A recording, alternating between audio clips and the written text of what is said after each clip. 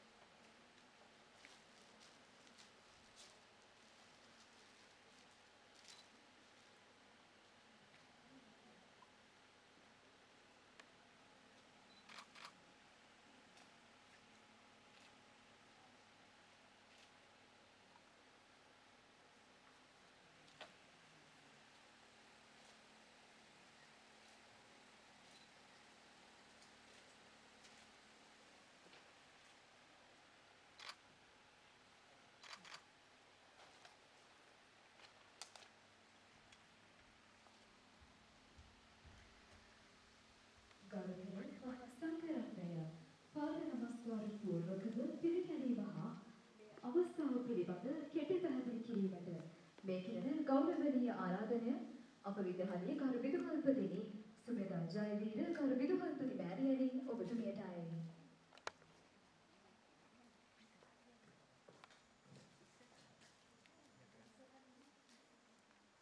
ගෞරවනීය ශාස්ත්‍රපති වජිරාරාම ඥානාධිපති ඒ වගේම වජිරාරාම දහම් පාසලේ ප්‍රධානාචාර්ය ශාස්ත්‍රපති මීගොඩ සුහිත ගෞරවනීය ස්වාමීන් වහන්සේගේ අවසරයි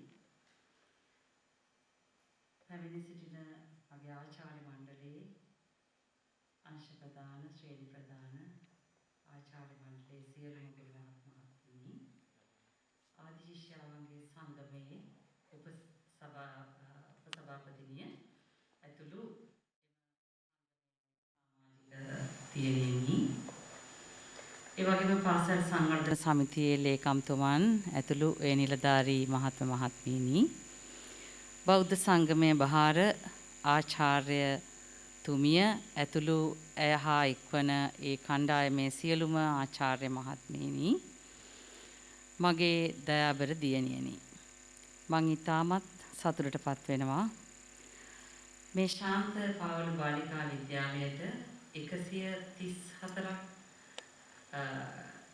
වැනි දීර්ඝ කාලයක් පසු කරමින් අද 134 වෙනි උපන්දිනය සමරන මේ අභිමානවත් විද්‍යාලයේදී මේ තරම් රටේ ගැටලුකාරී තත්ත්වයක් තිබියදී අපිට මේ අයුරින් ඊටාම ඡාම් විදියට මේ අභිමානවත් විද්‍යාලයේ උපන්දිනය සැමරීමට අපිට හැකියවීම පිළිබඳව මම මේ වෙලාවේ කතාවක් කරන්න සූදානම් නැහැ. නමුත් මම මේ වෙලාවේ සිහිපත් කරනවා මේ විද්‍යාලයේ ආරම්භක විදුහල්පතිනිය ස්ටෙලා කෝබෝන් මැතිණියගේ ඉඳලා මේ දක්වා මේ විද්‍යාලය මේ තත්වයට ගෙනීමට කටයුතු කළ සියලුම විදුහල් ප්‍රතිනියන් ආචාර්ය මණ්ඩලය ඇතුළු ඒ සියලුම දෙනාට මගේ ගෞරවය මා මේ අවස්ථාවේදී පුද කරනවා. ඉතින් අපි පහුගිය කාලේ විශාල වැඩ කොටසක් කරලා අද මේ ලස්සන ප්‍රධාන ශාලාවකට ඔබ හිමිකම් කියනවා.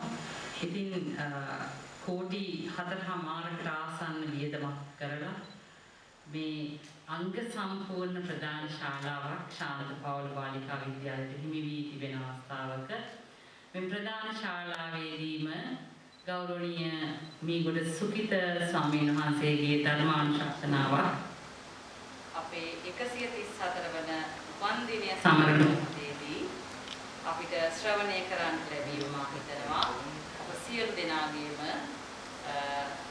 ගෞරවයක් ඒ වගේම ආශිර්වාදයක් කියලා. එහෙමනම් මම අපේ ස්වාමීන් වහන්සේට ඉතාම ගෞරවයෙන් ආරාධනා කරනවා මේ ධර්ම දේශනාව මෙතන සුළු පිරිසක් හිටියට අපේ ස්වාමීන් වහන්සේ විශාල පිරිසක් අන්තර්ජාලය කරහා මේ ධර්ම දේශනාව ශ්‍රවණය කිරීමට ඔබ වහන්සේගේ ධර්ම දේශනාව දකිමින් ශ්‍රවණය කිරීමට අවස්ථාව සලසලා දෙනවා. ඒක නිසා මම හිතනවා ලංකාව විතරක් නෙමෙයි ලෝකේ පුරා විසිරී සිටින සියලුම ආර්ථිශය දියණියන් මේ හා එකතු වෙනවා කියලා. ඉතින් ඒ නිසා ඒ සඳහා එකතු වීමට ආරාධනා කරමින් අපේ ගෞරවනීය ස්වාමීන් වහන්සේට බෝධි පූජා පින්කම සහ ධර්ම දේශනාව සඳහා මෛත්‍රී ගෞරවයෙන් ආරාධනා කරමි. සූතේ ගරුබදු හල්පතිනාණියනි ධර්මපන්තිය පිළිගන්වමින් බෝධි පූජාවේ පින්කමේ හා ධර්ම දේශනාවේ කටයුතු ආරම්භ කිරීමට ගරුතර මහා සංඝරත්නයට ආරාධනා කිරීමට මෙකිරණ ගෞරවනීය ආරාධනය අවවිද්‍යාලයේ ගරුබදු හල්පතිනි සුමේදා ජයවීර ගරුබදු හල්පති මෑණියනි ඔබතුමියටයි. අවසරයි ස්වාමීන් වහන්සේ.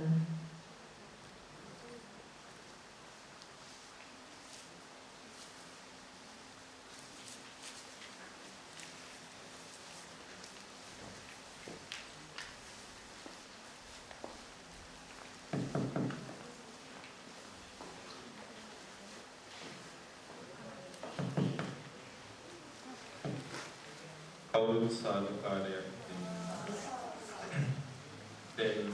පළමු කොට පන්සිල් සමාදන් වීම සඳහා නමස්කාරය කියන්න.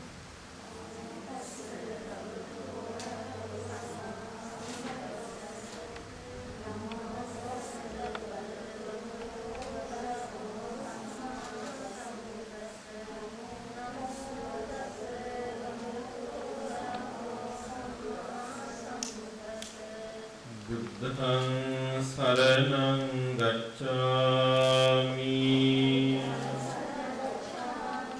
ධම්මං සරණං ගච්ඡාමි සංඝං සරණං ගච්ඡාමි ဒုတိယံ පි බුද්ධං සරණං ගච්ඡාමි ဒုတိယံ පි ධම්මං සරණං ගච්ඡාමි ဒုတိယံ පි සංඝං සරණං ගච්ඡාමි တတိယံ පි බුද්ධං සරණං ගච්ඡාමි တတိယံ පි ධම්මං සරණං ගච්ඡාමි တတိယံ පි සංඝං සරණං ගච්ඡාමි တိสรณගමනං සම්පුන්නං පානාති පාතා වේරමණී සික්ඛාපදං සමාදියාමි අදින්නාදානා වේරමණී සික්ඛාපදං සමාදියාමි.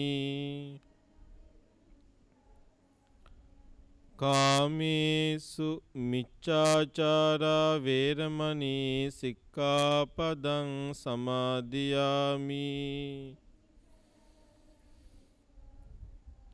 මුසාවාදා වේරමණී සික්ඛාපදං සමාදියාමි. සුරාමේරය මජ්ජපමා දට්ඨානා වේරමණී සික්ඛාපදං සමාදියාමි.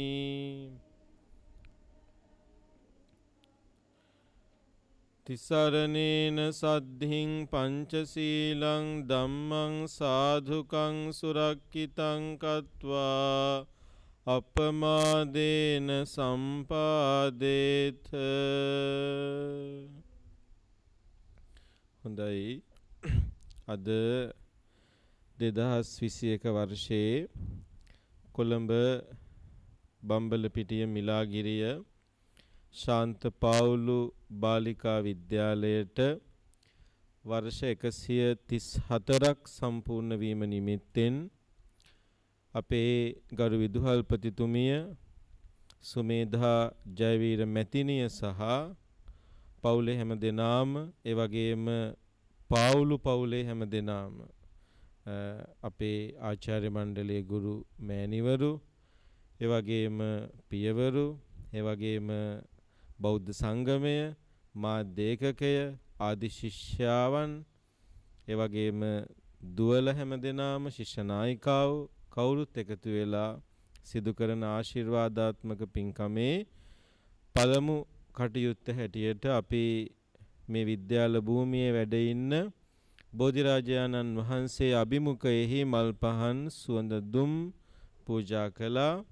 දැන් අපි මේ තැන්පත් කළ පූජාව ලෞතර බුදුරජාණන් වහන්සේගේ අනන්ත ගුණ සම්භාරයට ඒ වගේම ධර්ම රත්නයේ අනන්ත ගුණ සම්භාරයට සුප්‍රතිපන්න මහා සංඝ රත්නයේ මහා ගුණ සම්භාරයට ඒ වගේම ලෞතර සම්මා සම්බුදුරජාණන් වහන්සේට සම්මා සම්බුද්ධත්වයේ පිණිස එදා උපකාර කොට වදාළ ජයශ්‍රී මහා බෝධිරාජානන් වහන්සේගේ පටන් උන්වහන්සේගේ ශාඛා අනුශාඛා පරපුරේ සියලු බෝධිරාජානන් වහන්සේලාට මේ අප විසින් තැන්පත් කළ පූජාව උපහාර පිණිස පූජා කරමි.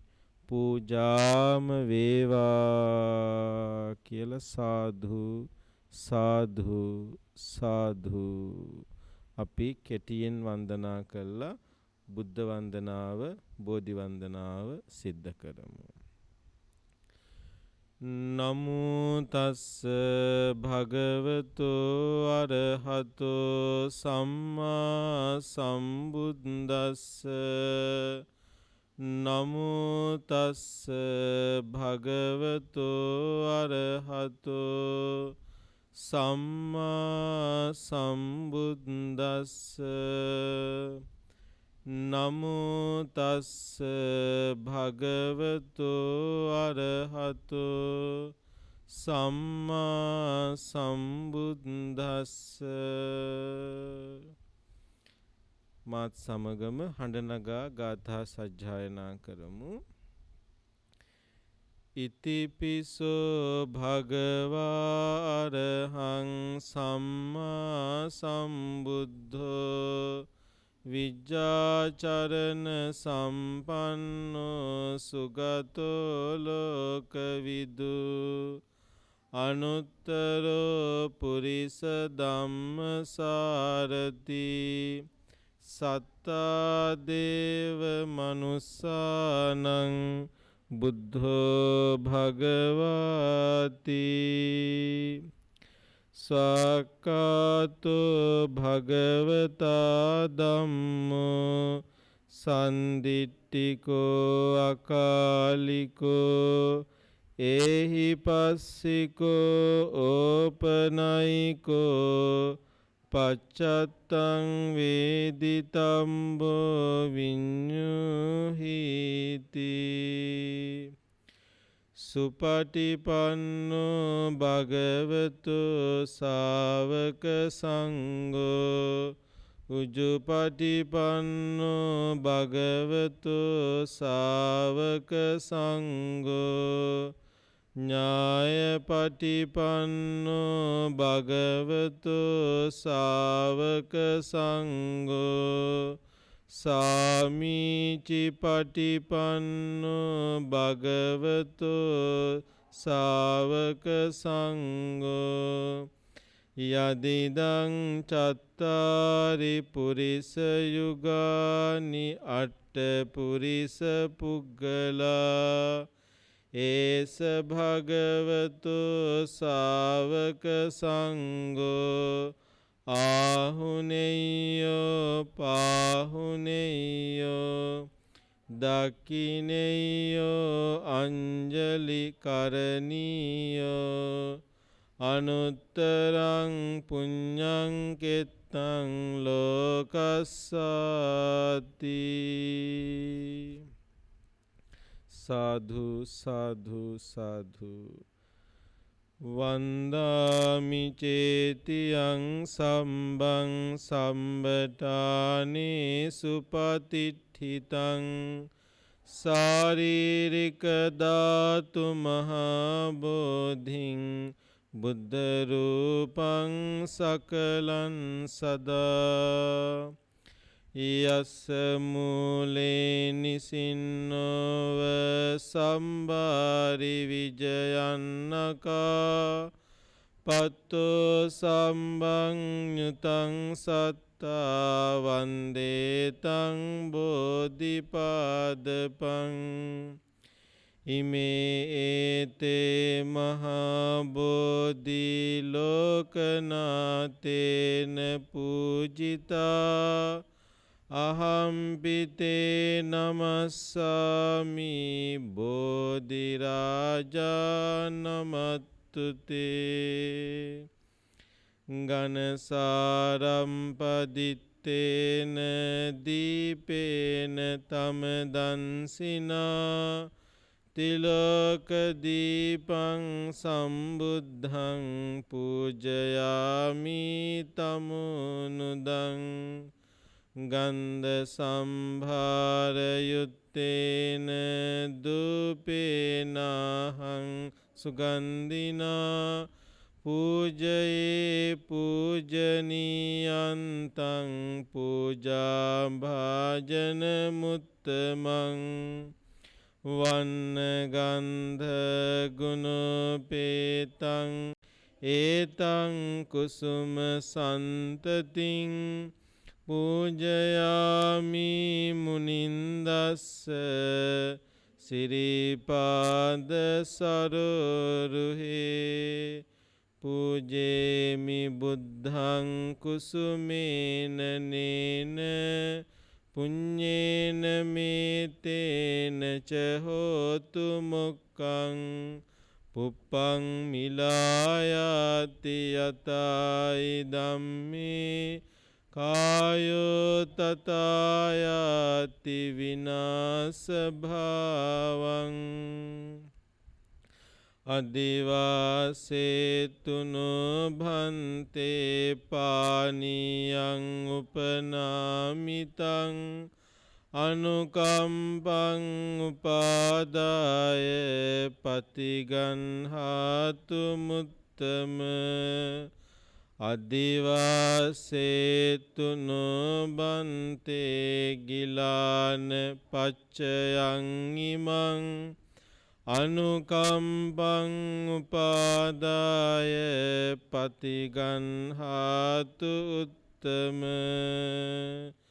ඉමාය බුද්ධ පූජාය කතාය සුද්ධ චේතසා චිරං තිට්ඨතු සද්ධම්මෝ ලෝකෝ හෝතු සුඛී සදා කායේන වාචා චිත්තේන පමාදේන මයා කතං අච්චයං කමමේ බන්තේ බුරි පඤ්ඤ තථාගත කායේන වාචා චිත්තේන පමාදේන මයා කතං අච්චයං කමමේ ධම්ම සන්දිට්ඨික අකාලික කායේන වාචා චිත්තේන පමාදේන මයා කතං අච්චයං කමමේ සංඝ සුපටිපන්න අනුත්තර ඉමිනා පුඤ්ඤ කම්මේන මාමේ බාල සමාගමු සතං සමාගමු හෝතු යාව නිබ්බාන පත්තියා සාධු සාධු සාධු.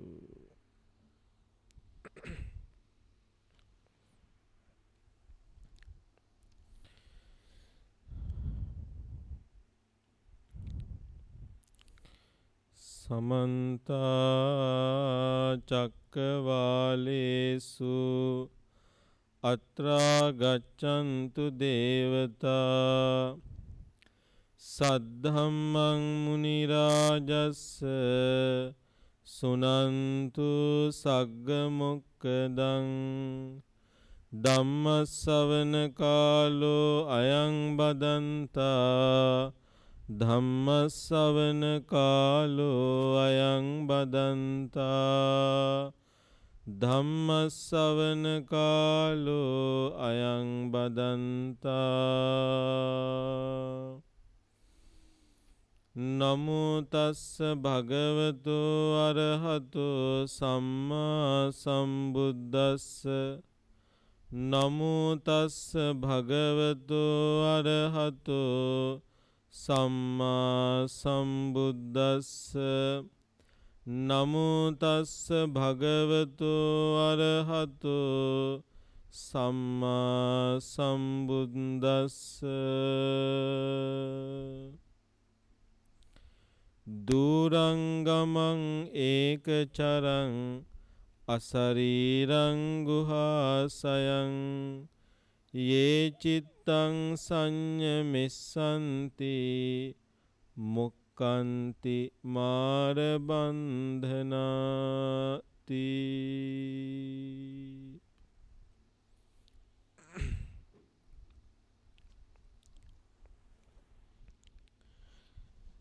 හොඳයි පින්වත්නි, කොළඹ මිලාගිරිය ශාන්ත පාවුලු බාලිකා විද්‍යාලයේහි විදුහල්පතිතුමිය සුමේධා ජයවීර මැතිණිය ඇතුළු විද්‍යාලයේ නියෝජ්‍ය විදුහල්පතිනියන්, සහකාර විදුහල්පතිනියන්, අංශ ප්‍රධාන, ශ්‍රේණි ප්‍රධාන ගුරු භවතුන් ඇතුළු ආචාර්ය මණ්ඩලයේ පින්වතියනි, පින්වතුනි, එවැගේම විද්‍යාලයේ ආදි ශිෂ්‍ය සංගමේ සියලුම සමාජිකාවෙනි, එවැගේම පින්වත් ශිෂ්‍ය නායකාවන් ඇතුළු පින්වත් දුවනිවරුනි, දියණියනි, එවැගේම පින්වත් දෙමාපියනි. අද අපේ සුමේධා ජයවීර විදුහල්පතිතුමිය මේ පින්කමට මීට සතියකට විතර කලින් අපේ අතිපූජනීය මහානායක ස්වාමීන්ද්‍රයන් වහන්සේට කතා කරලා මේ පණිවිඩය අපහට දැනුම් දුන්නා. ඉතින් ඒ වෙලාවේ මේ ආරාධනාව මම බොහොම සතුටින් පිළිගත්තේ. එකක්, අපේ විහාරස්ථානයට ඊටාම සමීප විද්‍යාලයක් හැටියට අපි බොහොම ආදරයෙන් ගෞරවයෙන් සලකනවා ශාන්ත පාවුලු බාලිකා විද්‍යාලය. ඒ වගේම මේ විද්‍යාලයේ දරුවෝ ගොඩාක් දෙනෙක් අපේ බම්බලපිටිය සිරි වජිරාරාම දහම් පාසලේ අධ්‍යාපනය ලබනවා. කොටින්ම කියතොත් අපේ විදුහල්පතිතුමියගේ ආදරණීය දියණියත් අපේ දහම් පාසලේ අධ්‍යාපනය ලබනවා. ඉතින් ඒ නිසා අපි බොහොම ගරු කරන අපි බොහොම සම්බන්ධතාවයක් තියෙන ලබැඳි විද්‍යාලයක් තමයි ශාන්ත පාවුලු බාලිකා විද්‍යාලය. ඉතින් මේ ධර්මදේශනාව දැන් ආරම්භ කරන්න බලාපොරොත්තු වෙන වෙලාවේ මේ ධර්මදේශනාව මේ බණ ටික වැඩිපුර කියන්නේ වැඩිහිටියන්ට වඩා පොඩිහිටියන්ට දුවලට. ඉතින් දුවලට විතරක් නෙමෙයි පුතාලටත් එක්ක ගෙදරවල වල ඉඳගෙන අහගෙන ඉන්න දුල පුතාලා හැමෝටමත් එක්ක තමයි මේ බණ කියන්නේ. මං ගොඩාක් වෙලා බණ කියන්නේ නැහැ. හැබැයි කියන ටික හිතට ගනී කියලා හිතනවා. මේ ගාථාව ලස්සන ගාථාවක්. මේ ගාථාව කොච්චර ලස්සන ගාථාවක්ද කියනවා නම් මේ ගාථාවත් එක්ක මගෙත් පොඩි අතීත කතාවක් තියෙනවා. ඒක මතක් වෙලා මට හිනාත් ගියා මේ ගාථාව අද ලෑස්ති වෙලා එනකොට. දූරං ගමං ඒකචරං අසරීරං ගුහාසයං යේ චිත්තං සංයමෙස්සන්ති මොක්කන්ති මාර බන්ධනා කියන ධම්මපදේ චිත්ත වග්ගයට අයිති ගාථාව. මං ඉස්කෝලේ 9 පන්ති ඉඳද්දී අපේ දහම් පාසලේ මට මේ ගාථාව ඉගෙනුවා. දහම් පාසලේදී ඉගෙනුවා. මේ ගාථාවට මට හරි ආස හිතුණා. මේකේ තියෙන්නේ මෙහෙම. කොහොමද තියෙන්නේ? දූරං ගමන් දුර ගමන් යන. ඒකචරං තනිවම හැසිරෙන. නිරන්තරයෙන් තනියම ඉන්න. අසරීරං ශරීරයක් නැති නොපෙනෙන. ශරීරයක් නැති. ඒ කියන්නේ දෘශ්‍යමාන නොවන. ගුහාසයන් ගුහාවක් වැනි අඳුරු ස්ථානයක් ඇසුරු කරගෙන වාසය කරන. ඒ කියන්නේ මේ ශරීරය නැමැති ගුහාව ඇසුරු කරගෙන වාසය කරන. අපේ ශරීරය නැමැති ගුහාව ඇසුරු කරගෙන වාසය කරන ගුහාසයන්. යේ චිත්තං සංයමෙස්සන්ති මේ සිත කවුරු හරි দমনය කරනවා නම් මොක්කන්ති මාර බන්ධනා හේ මාරයාගේ බන්ධනෙන් මිදුණා වෙයි කියන එක තමයි මේ ගාථාවේ තේරුම. දැන් මේ හිතගෙන ලස්සන විස්තරයක් තියෙනවානේ. දූරං ගමං දුර ගමන් යන ඒකචරං තනිව හැසිරෙන අසරීරං පේන්නේ නැහැ ශරීරයක් නැහැ ගුහාසයන් ශරීරය නැමැති ගුහාවේ තමයි ඉන්නේ. මේ ටික දැකලා මේ මම ලිව්ව පත්‍රයට රචනාවක්. මේක පෞද්ගලික දෙයක් තමයි. ඉතින් මතක් වුණා ඒක මට මේ දුවලට බණ කියන්න එනකොට. ඉතින් ලිව්වහම මේක පත්‍රේ පළ වුණා විජය පත්‍රේ. හරි. ඉතින් පළ වුණාම මේ මට හරි සතුටුත් හිතුණා. ඒක කපලා අරන් තියාගත්තා. ඒක හරිම මේ ආස හිතෙන ගාථාවක් වුණා ඒ කාලේ. ඉතින් මට හිතෙන්නේ මේ ගාථාව මේ දුවලටත් ඊටාම වැදගත්. දුවලට විතරක් නෙමෙයි අම්මලටත් තාත්තලටත් කාටත් මටත් අපි කාටත් වැදගත් ගාථාවක් වෙනවා. ඇයි මේ ගාථාව වැදගත් වන්නේ? හරි. අපි ඒක බලමු. හරිද? මේ ගාථාව වැදගත් වෙන්නේ ඇයි කියලා අපි බලමු. ඉස්සරහට කතා කරගෙන ගිහිල්ලා. මේ ගාථාවට ලස්සන නිධාන කතාවක් තියෙනවා. මේ ගාථාවට ලස්සන නිධාන කතාවක් තියෙනවා. ඒ නිසා මම කතා අහන්න කවුරුත් කැමති නිසා ඉස්සෙල්ලා නිධාන කතාව කියන්න. හරි? ඒක පොඩ්ඩක් hina යන කතාවක්. ඒ නිසා ඒක වැඩි රසවත් වෙයි කියලා හිතනවා. මේ ගාථාවේ නිධාන කතාවේ තියෙන්නේ මෙන්න මෙහෙම. බුදුහාමුදුරුවෝ වැඩ ඉන්න කාලේ සවැත් නුවර එක්තරා ගමක පවුලේ හිටපු එකම පුතා පිරිමි දරුවා පැවිදි වෙනවා. ඒ පැවිදි වෙච්ච ස්වාමීන් වහන්සේගේ නම සංඝරක්ඛිත. උන්වහන්සේ හොඳට සිල්වත් ඉඳලා භාවනා කරලා අරහත් ඵලයට පත් වෙනවා. හරිද? එතකොට සංඝරක්ඛිත මහරහතන් වහන්සේ. සංඝරක්ඛිත මහරහතන් වහන්සේ. සංඝරක්ඛිත මහරහතන් වහන්සේට නංගි කෙනෙක් හිටියා ගෙදර. දැන් මේ පිරිමි දරුවා පැවිදි වුණාට සංඝදක්කිත මහරහතන් වහන්සේට නාගි කෙනෙක් හිටියා. උන්වහන්සේ නැගණිය විවාහ වෙලා නැගණියට පුතෙක් ලැබුණා. දර සංඝරක්කිත මහරහතන් වහන්සේගේ බෑණනුවන් තමයි ඥාතිත්වයේ මේ චූටි පුතා. අම්මා සංඝරක්කිත හාමුදුරුවන්ගේ රහතන් වහන්සේගේ අම්මා කල්පනා කළා අනේ මගේ පුතත් ස්වාමීන් වහන්සේටම පූජා කරනවා ශාසනය පැවිදි කරගන්න කියලා. අර පුංචි කුමාරයව පූජා කළා ශාසනයට එයත් පැවිදි වුණා. උන්වහන්සේව ආමන්ත්‍රණය කළා භාගිනේය සංඝරක්කිත කියලා. භාගිනේය කියන වචනේ අදහස නැගණියගේ පුතා බෑණනුවන් කියන අදහස. හරි. එතකොට සංඝරක්කිත මහරහතන් වහන්සේයි භාගිනේය සංඝරක්කිත පුංචි හාමුදුරුවෝයි. හරි. මාමයි බෑණයි. එතකොට මේ දෙනම බොහෝම එක විහාරස්ථානයක ඉඳගෙන ඉතින් සංඝරක්කිත හාමුදුරුවෝ මහරහතන් වහන්සේ නම. හැබැයි මේ පුංචි හාමුදුරුවෝ දන්නේ නැහැ මාමා රහත් වෙලා වැඩ ඉන්නේ කියලා. එයා දන්නේ නැහැ. ඉතින් පුංචි හාමුදුරුවෝ ටික තරුණ වයසටපත් වුණා. කරදඬු උස්මහත් වෙලා භද්‍ර යෞවන වයසටපත් වුණා. ඒ වයසට එනකොට හිත ටිකක් චංචල වෙනවනේ. ඒ ගැන තව ඉස්සරහට අපි කතා කරනවා. එතකොට භාගිනේය සංඝරක්කිත තරුණ හාමුදුරුවන්ටත් උපසම්පදා වෙලා පළවෙනි වස් කාලේ උපසම්පදා වෙන්නේ අවුරුදු 20න්. පළවෙනි වස් කාලේ වෙන ගමක විහාරස්ථානයක වස් වසන්න ලැබුණා. කලින් කලට එහෙම වඩිනවා ස්වාමීන් වහන්සේලා. වස් කාලේ අවසානයේදී මේ ගමේ දායකයෝ එකතු වෙලා වටිනා වස්ත්‍රයක් පූජා කළා කටිනේ හැටියට. රියන් 8ක් දිග වටිනා රෙද්දකින් කරපු හොඳ වස්ත්‍රයක් පූජා කළා. ඒ කාලේ හැටියට වස්ත්‍ර හරි වටිනවා මොකද ඒව හැමතිස්සෙම නැහැ.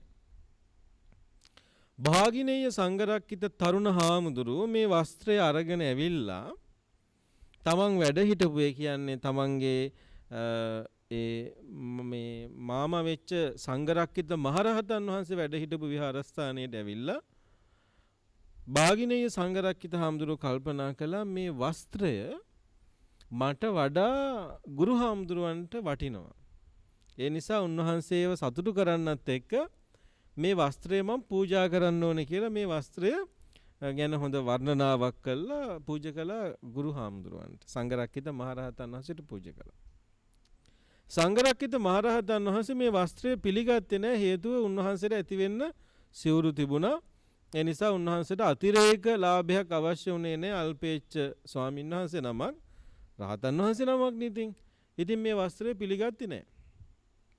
ඔන්න දැන් තමයි වැඩේ ඇවිලෙන්නේ. මොකද උනේ? සංඝරක්කිත මහරහතන් වහන්සේ වස්ත්‍රය පිළිගත්තේ නැති වුනහම මේ තරුණ භාගිනේය සංඝරක්කිත හාමුදුරුවන්ට හිතට හරිනේ. මාත් එක තරහ වෙලා වෙන්නේ නැති. නේද? දැන් අපි හිතනවානේ අම්මා අද මගේ දිහා බැලුවේ අමුතු විදිහට. මට තේ එක දුන්නේ නෑ අද. නැත්තම් තේ එක දුන්නේ අහක බලාගෙන අපි හැමතිස්සෙම සැක කරනවානේ. හරි? ඒ වගේ භාගිනේය සංඝරක්කිත හාමුදුරුවන්ටත් පොඩි සැකයක් ඇති වුණා. අනේ ගුරු හාමුදුරුවෝ මාත් එක්ක හිත හොඳ නැතුව ඇති කියලා.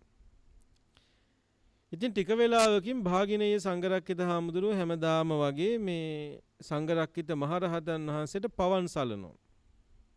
මේ වගේ වටාපතක් අරගෙන ගිහිල්ලා තල්ලත්තක් අරගෙන ගිහිල්ලා භාගිනේය සංඝරක්කිත හාමුදුරුවෝ වැඩ ඉන්න වෙලාවේ උන්වහන්සේ පොත්පත් බලන වෙලාවේ උන්වහන්සේට පවන් සලන සිරිතක් හැටියට.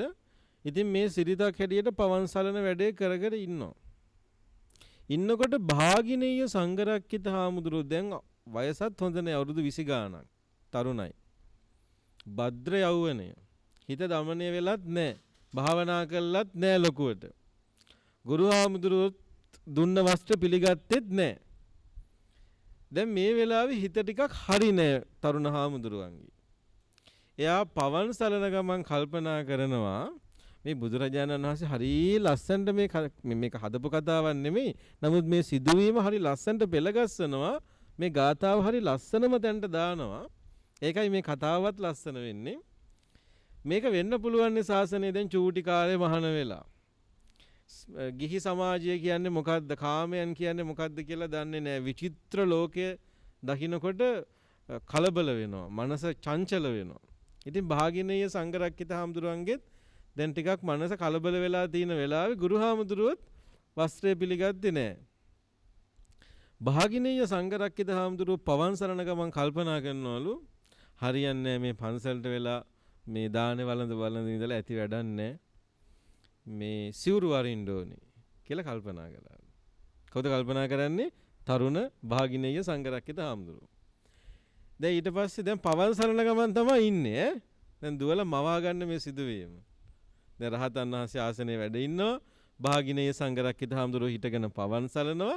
පවන් සරණ ගමන් කල්පනා කරනවා මොකද්ද? සිවුරු වැරලා ගෙදර යන්න ඕන. සිවුරු වැරලා ගියාට වැඩක් නැහැ. රස්සාවක් නැහෙනි. දැන් මොකද කරන්නේ? ඒ වුණාට කමන්නේ මට හොඳ වටිනා වස්ත්‍රයක් තියෙනවා. මේක විකුණලා සල්ලි ටිකක් හොයාගෙන එළදෙනක් ගන්න ඕනේ. දැන් පවන් සරණ ගමන් ප්ලෑන් කරනවා සිවුරු වැරලා ගිහිල්ලා කරන දේවල් ටික. හරි? මේ වස්ත්‍රය විකුණලා සල්ලි ටිකක් හොයාගෙන එළදෙනක් ගන්න ඕනේ. එළදෙන සැලකුවේ ඉන්දියාවේ සෞභාග්‍ය සංකේතයේ හැටියට. ගොඩාක් පස්ගෝ රස දුන්නේ එළදෙනනේ. ඒ නිසා එළදෙනක් ගෙදරක හිටියා කියන්නේ ගොඩාක් වටිනවා කියලා තමයි සැලකුවේ. එළදෙනක් ගත්තාම එළදෙන පැටව වදනවා. එතකොට ඒ පැටව විකුණන්න පුළුවන්. ඊළඟට කිරි විකුණන්න පුළුවන්.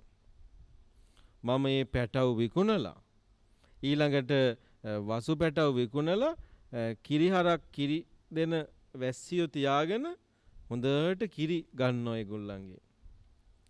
දැන් භාගිනීය සංඝරක්කිත හාමුදුරුවෝ ප්ලෑන් කරනවා කිරි අරගෙන මේව විකුණන්න ඕනේ. දැන් හිත ඉන්නවා. ඔයගොල්ලොත් අනිවාර්යෙන් මේ ඔය නිකන් ඉන්න ගමන් කල්පනා කරනවානේ. හරිද? දිගට කල්පනා කරනවා. බලනකොට මේ ඉස්කෝලේ ඩෙස්ක් එකේ ඉඳලා දෙන්නේ. ඒ වුණාට සමහරවිට වෙන තැනක තමයි ගොඩාක් දිගට යනවා හිත. දුරංගම. භාගිනීය සංඝරක්කිත හාමුදුරුවොත් එහෙම කල්පනා කරනවා. දැන් පවන් සරණ ගමන් පවන්නත් සැලෙනවා. අත හැබැයි කල්පනා වෙන තැනක. දැන් කිරි හොඳට කිරි බිස්නස් එක හොඳට කරගෙන යනකොට මට සල්ලි වැඩිපුර හම්බෙයි. ඊට පස්සේ මම පොඩි ගේ පොඩ්ඩක් හදා ගන්න ඕනේ. ඊට පස්සේ භාගිනීය සංඝරක්කිත හාමුදුරුවෝ කල්පනා කරනවා ගෙයක් හදන් තනියෙන් ඉඳලා වැඩක් නැහැනේ. ඔය ගෙදෙට්ට නෝන කෙනෙකුත් ගේන්න ඕනේ. හොඳ රූමත් කාන්තාවකුත් හොයාගෙන විවාහ කරගන්න ඕනේ. දැන් හරි ෂෝක් මට එතකොට ගෙයක් තියෙනවා, බිරිඳක් තියෙනවා, කිරිහරක් ඉන්නවා, කිරි විකුණන්න පුළුවන්. පොඩි කරත්තෙකුත් ගන්න ඕනේ ගමන් යන්න. අද කාලේ හැටියට ගත්තොත් පොඩි කාර් එකක් ලීස් කරලා ගන්නවා වගේ හිතනවා. හරිද? ඉතින් එයා කල්පනා කළා මම පොඩි කරත්තෙකුත් ගන්න ඕනේ කියලා කල්පනා කළා. කරත්තෙකුත් අරගෙන දැන් මගේ බිරිඳට ඉතින් දරුවොත් ලැබෙයිනේ ඔහම යනකොට. ඉතින් මේ දරුවොත් අරගෙන ඉතින් ලස්සන පෞල් ජීවිතයක් හදාගෙන අනේ මේ පන්සලට වඩා කොච්චර ෂෝක්ද යන්න ඕනේ බිරිඳගේ දෙමාපියෝ බලන්න දරුවොත් එක්ක කියලා ඔන්න දැන් කල්පනා කරනවා. මේ ධම්මපදට්ට කතාවේ තියෙනවා මේ කතාව බලන්නේ. බිරිඳගේ දෙමාපියෝ බලන්න පවුලේ බිරිඳයි දරුවෝ පුංචි දරුවෝයි එක කරත්තේ නැගලා යන හැටි කල්පනා කරනවලු. මම කරත්තේ දක්කන් යනවා බිරිඳට කියනවා දරුවෝ දෙන්නා පිටිපස්සේ හයියෙන් අල්ලන් එන්න කියලා. වැරදිලා හරි මගේ බිරිඳ මේ දරුවන්ව මේ නොසැලකිල්ලෙන් අරගෙන ඇවිල්ලා දරුවෝ කරත්තෙන් වැටුනොත් එහෙම වැරදිලාවත්. ඔව් එතකොට නම් මට කේන්තියයි මං දරුවන්ට ආදරෙයිනේ මගේ දරුවනේ. එහෙම වුණොත් මම කෙවිතෙන් හරකට තලන්න වගේ මගේ බිරිඳට දෙනවා දෙකක් කියලා මොකද කළේ? අතේ තිබුණේ පවන් අත්ත දඩාන් ගාලා ගැහුවා එකෙන්. හරිද? මොකද දැන් කල්පනාව ගිහිල්ලා හිතුවේ දැන් බිරිඳත් එක්ක කරත්තේ නැගලා බිරිඳගේ දෙමාපියෝ බලන්න යනවා. අතේ කෙවිතක් තියෙනවා. මේක කල්පනා කර ගිහිල්ලා බිරිඳගේ අතින් දරුවා වැටුනොත් එහෙම බිරිඳට දෙකක් අනින්න ඕනේ කියලා තමන්ගේ අර හිතේදී විච්ච මනෝබ්‍රාන්තිය බලවත් වෙලා කෙවිතෙන් ගහන විදිහටම ගැහුවා. කාටද වැදුනේ ගිහිල්ලා? මහරහතන් වහන්සේට පවන්නත්ෙන් දඩුවම් ගාලා පහරක් වැදුනා. සංඝරක්කිත මහරහතන් වහන්සේ ඉමින් අහනවා භාගිනීය බිරිඳට ගහන්න බැරි හින්දාද මට ගැටුනේ? ඒ කියන්නේ උන්වහන්සේ ඔක්කොම බලාගෙන හිටියා වෙලදී. උන්වහන්සේ රහතන් වහන්සේ නම. භාගිනීය සංඝරක්කිත හඳුරට හොඳටම ලැජ්ජයි. අසල ලැජ්ජාව දැන් මේ ඔක්කොම ඉදපු දේවල් ටික කසාද බැඳලා පිටිදක් කරගෙන ළමයි හදලා කරත් යන්නේව ඔක්කොම රහතන් වහන්සේ බලන් ඉඳලා අන්තිමට ඒව මට ගෙව්වේ ඉන්නද කියලා. ඉතින් මොකද කළේ? ඒ වෙලාවේ මේ සිදුවීම ආරම්භය තමයි බුදුරජාණන් වහන්සේ මේ ගාථාව දේශනා කරන්නේ. ඇත්තටම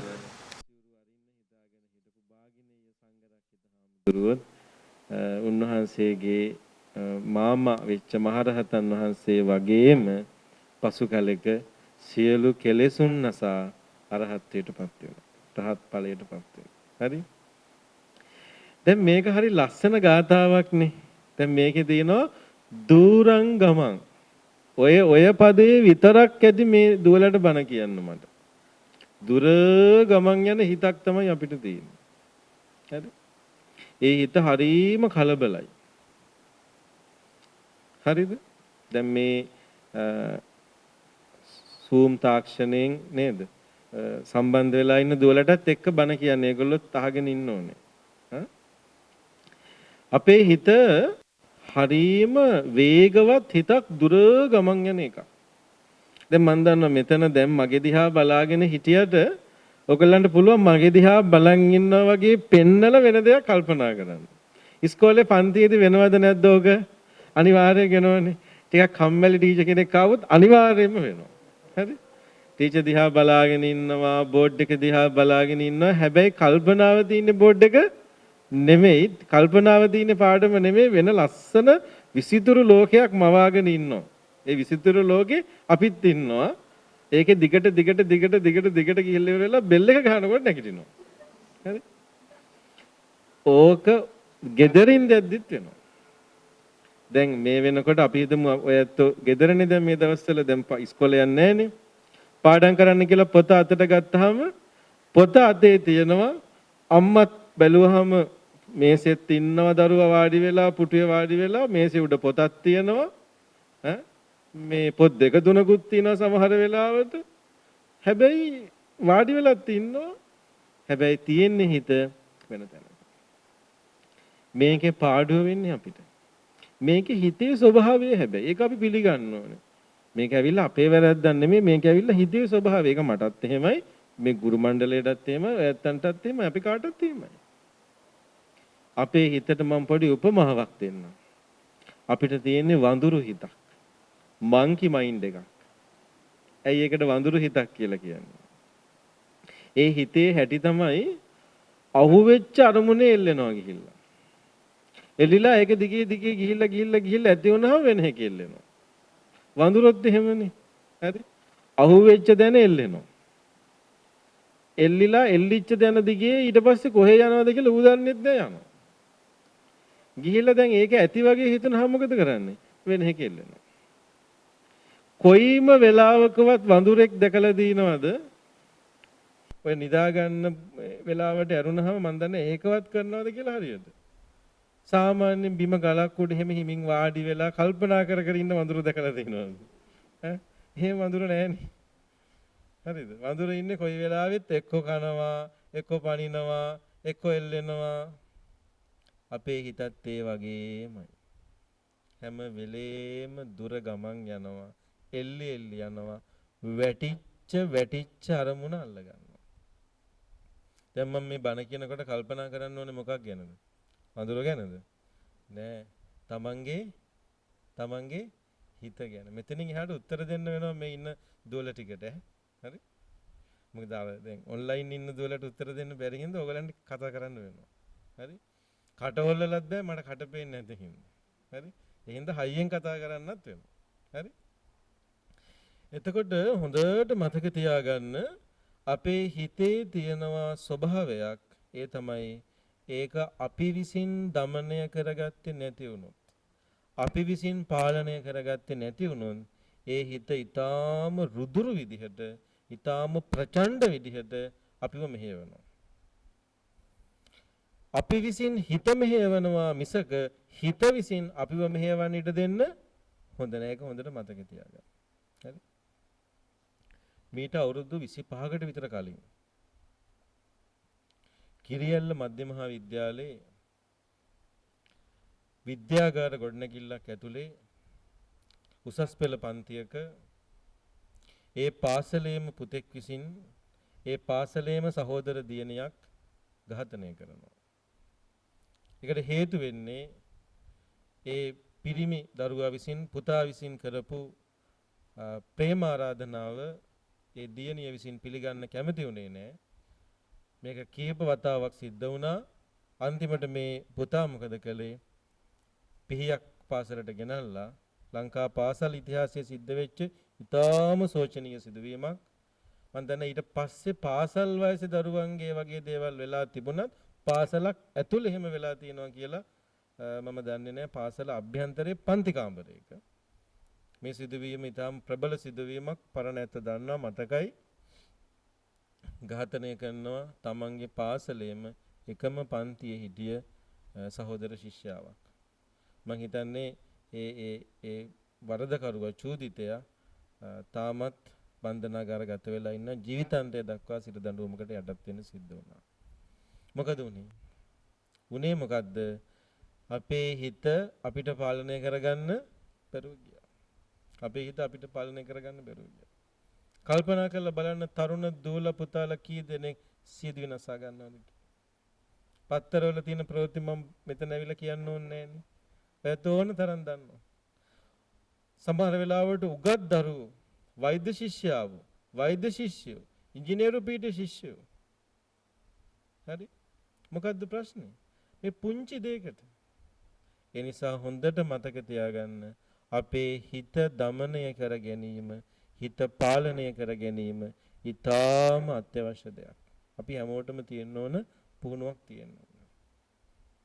අපේ හිත සාමාන්‍යයෙන් පාලනයෙන් ගිලිහෙන්නේ කොහොමද? අපේ හිත පාලනයෙන් ගිලිහෙන ස්වභාවයකුත් තියෙනවා. විශේෂයෙන් අපේ හිත පාලනයෙන් ගිලිහෙන වයසකුත් තියෙනවා. ඒ ගැන දුවල හොඳට දැනුවත් වෙලා ඉන්න ඕනේ. හරිද? මොකද පුතේ දුවේ අපි පුංචි කාලේ අපේ හිත හැම වෙලේම තියෙන්නේ පුංචි ලෝකයක් ඇතුලේ. පුංචි කාලේ අපේ හිත තියෙන්නේ කුඩා ලෝකයක් ඇතුලේ. දැන් පුංචි කාලේ අපි ඕන දෙයක් ගිහිල්ලා අහන්නේ අම්මගෙන්. එහෙම නැත්නම් තාත්තගෙන්. තාත්තා තමයි අපේ ලෝකේ වීරයා. හරි? තාත්තගෙන් තමයි ගිහිල්ලා අහන්නේ කම්පියුටර් එක ඇතුලේ මිනිස්සු ඉන්නේ කොහොමද? වාහනවල රෝද කැරකෙන්නේ කොහොමද? ඔය ටික ඔක්කොම ගිහිල්ලා අහන්නේ තාත්තගෙන්. තාත්තා කියන ඕන බොරුවක් හරි කියලා බාර ගන්නවා. තාත්තා දන්නේ නැහැ සමහර ලාවට. හැබැයි ඉතින් ඒක හරි. මොකද තාත්තා තමයි වීරයා. අම්මා තමයි ආදරේ. අම්මා ළඟට තමයි ගිහිල්ලා මේ තුරුල් වෙනවා, බදා ගන්නවා, නිදිය ගන්නවා, උකුලට වෙලා ඉන්නවා, කෑම කවා ගන්නවා. අපේ ලෝකේ හරි පුංචි. ඒතර අපේ හිත ගොඩාක් විවෘත වෙලා නැහැ බාහිර ලෝකෙට. ඒ නිසා පාලනයක් තියෙනවා, යම්කිසි දමනයක් තියෙනවා. පුංචි ළමයිව සංසුන් කරන්න ලේසි, සංවර කරන්න ලේසි. පුංචි ළමයිට දෙයක් කියලා දෙන්න ලේසි කියලා කියන්නේ ඒකයි. ඒගොල්ලන්ගේ හිත එක දැනකට ගන්න පුළුවන්. මොකද ඒගොල්ලන්ගේ ලෝකේ පොඩි, බාහිරට විවෘත වෙලා තියෙන අඩුයි. ඔය හිත හැබැයි ටික කාලයක් යනකොට වෙනස් වෙනවා. වෙනස් වෙන විදිහ මං කියලා දෙන්න. වෙනස් වෙන්නේ කොහොමද කියලා. හරි? වෙනස් වෙන හැටි කියලා දෙන්න කලින් මටත් පොඩි දෙයක් කියලා දෙන්න ඕනේ. හරි? මේ ඉංග්‍රීසි ගන්නව නේද ඔයගොල්ලන්ට? ඉංග්‍රීසි ඉගෙන ගන්නව නේ? ඒ කියන්නේ ඉංග්‍රීසි දන්නවා කියන එකනේ. හරිද? දැන් ඕගොල්ලෝ කියන්න ඕනේ මට 10 ඉඳලා 20ට ඉංග්‍රීසියෙන් ගනින්න. හරි? මං කිව්වේ කතා කරන්න වෙනවා කියලා. 1 ඉඳලා 10ට දෙමෙයි. ඒක මං දන්නවා. හිතන්නකෝ මම දන්නේ නැහැ කියලා 10 ඉඳලා 20ට ගනින්න. දැන් ඔය දුවලා ටික එකතු වෙලා 10 ඉඳලා 20ට ඉංග්‍රීසියෙන් ගණනලා පෙන්වන්න බලන්න හයියෙන්.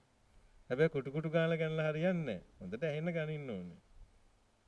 පටන් ගන්න.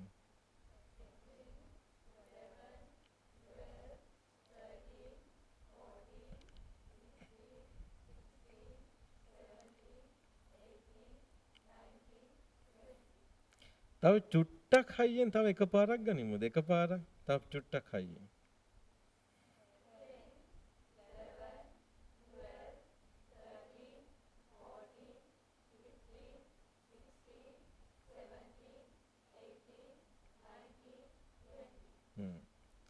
ඔහොම ගැනගෙන යනකොට එක ඉලක්කමක ඉඳලා තව ඉලක්කමක් වෙනකන් ඇහෙනවා ටීන් ටීන් ගාලා සද්දයක් ඇහෙනවා. කීයේ ඉඳලා කීයටද? හොඳට බලන්න ටීන් ටීන් ගාලා අගට සද්ද ඇහෙන්නේ මොන ඉලක්කමේ ඉඳලා මොන ඉලක්කම වෙනකන්ද? 13 වල ඉඳලා 19 වෙනකන්. ඒකට ඉංග්‍රීසියෙන් කියන මොන වයස කියලාද? ටීනේජ් එක කියලා. සිංහලෙන් අපි කියමු ටින් ටින් වයස කියලා. හරිද? ඔය වයසේදී තමයි අර අපේ ලෝකෙ විචිත්‍ර වෙන්න පටන් ගන්නෙ. හරි? දැන් මෙතන ඉන්න දෝල ඔක්කොමලා 13 පහු කරලා ඉන්නේ කියලා මං හිතනවා දැක්කම පේනවා. හරි? මම මැඩම් කෙනෙක් ඇහුවා අද කොයි වයසේයිද ඉන්නේ කියලා. හරි? දැන් එතකොට අපි ඔය ඕගොල්ලෝ ඉන්නේ දැන් අපි නම් ඒවා පහු කරලා ගිහිල්ලා ඉවර වෙලා අපි දැන් නාකි වෙමින් යන වයසේ. ඕගොල්ලන්ගේ ලෝකෙ අපිට වඩා ගොඩාක් විචිත්‍රයි. ලස්සන දේවල් අත්හදා බලන්න ආසයි. ලෝකෙ ගොඩාක් පුළුල්. හිත দমনය කරගන්න අමාරුයි. හැබැයි ඔය වයසේ කවුරු හරි කෙනෙක් හිත দমনය කරගත්තොත් එයා ලේසියෙන් පොඩි තැන් වලින් අතර වෙන්නෙත් නෑ. එයාගේ තියෙන හැකියාව අති විශිෂ්ට භාවයටපත් වෙනවා. හරි? දැන් කොහොමද ඔය වයසේදී හිත විචිත්‍ර වෙන්නේ? ඔන්න දැන් බලන්න. දැන් පුංචි කාලේ අම්මා මම හොඳට බලලා තියෙනවා මේ කියන්නේ නොදැන කියනව නෙමෙයි. මම දන්නවා ගෙවල් වල පොඩි බබාලට කවනකොට සමහර වෙලාවට මේ වට්ටක්කයි බතුයි පරිප්පුයි බතුයි වැටකොළුයි බතුයි අනලා කැවුවත් කනවා. අම්මනේ දෙන්නේ. අම්මා දෙනවා නම් මෙලෝ දෙයක් කිසි ප්‍රශ්නයක් නැහැ හොඳට කනවා. ඊට පස්සේ ඉතින් අම්මා ගේන බත් එක හරියට වර්ණනා කර කර යාළුවොත් එක්ක බෙදාගෙන කනවා ඉස්කෝලේ. හරි? ඔහොම ගිහිල්ලා ඔන්න 13 වෙනවා. එතන මොකද වෙන්නේ? අම්මට කියනවා අද බත් දාන්න එපා. අම්මා ගේන බත් එක තියන්නේ ලියන්න ලැජ්ජයි වගේ වෙනවා. යාළුවා අහන ඔයා බත් කනවද? ඊට පස්සේ මොකද වෙන්නේ? මේ වටේ තියෙන කඩවල් තියෙන ඒවට KFC යනවා ඊළඟට MC එකට යනවා පෙරේරයන් සන්ස් එකට යනවා ෆැබ් එකට යනවා මැක්ඩොනල්ඩ් එකට යනවා හරි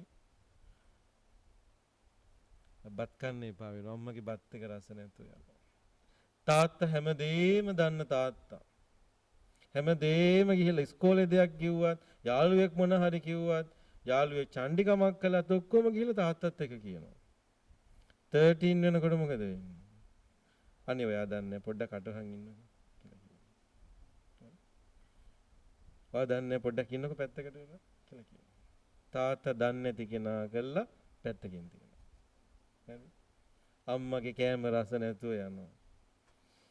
13 වෙනකොට අලුත් ලෝකයක් හොයාගෙන යන්න පටන් ගන්නවා. විචිත්‍ර ලෝකයක් හොයන්න පටන් ගන්නවා. පුංචි කාලේ දුවල හරි ආසයි බෝනික් කියන්ට. ගවුම් අන්දනවා, කොණ්ඩේ පීරනවා, හෙයා බෑන්ඩ්ස් දානවා නේද? පුතාලා ආසයි සුපර්මෑන්ලට. වීරයෝ වගේ වෙනවා, ඇඳුම් අඳිනවා, අර කව් කන්නාඩි දානවා, එහෙට පනිනවා, මෙහෙට පනිනවා, පොලේ ගහනවා. 13 වෙනකොට ඕකත් වෙනස් වෙනවා. දුවල සුපර්මෑන්ලට ආස වෙන්න ගන්නවා. පුතාලා බෝනික්කියන්ට ආස වෙන්න ගන්නවා. ඒක මාරු වෙලා යනවා. හරි? කියන්නේ වයසත් එක්ක ලෝකය වෙනස් වෙනවා, විචිත්‍ර වෙනවා, හිතන පරාසය පුල් වෙනවා. ඒ වගේ වෙලාවට අපිට හොඳ සංයමයක් තියෙන්න ඕනේ. අර මම කියපු දේ මතක තියාගන්න. මොකද්ද? හිත විසින් අපිව පාලනය කරන්න දෙන්නේ නැතුව අපි විසින් හිත පාලනය කරගන්න. අපි විසින් හිත පාලනය කරගන්න ඕනේ. ඒ සඳහා අපිට තියෙන්න ඕනේ වැඩපිළිවෙලක්.